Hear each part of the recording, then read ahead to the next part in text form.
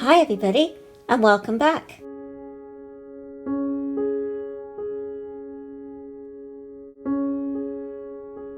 Today is day 7 of my 30 Veggies of June art challenge. Today's prompt word is chickpeas. And again off camera, I have used a biro, a mechanical pencil, and my Daler-Rowney watercolors to create this meal, and some big kind of versions of the chickpeas before they become a meal.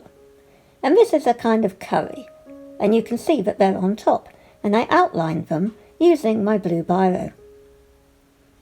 I hope you've enjoyed it, and I'll catch you tomorrow for day 8.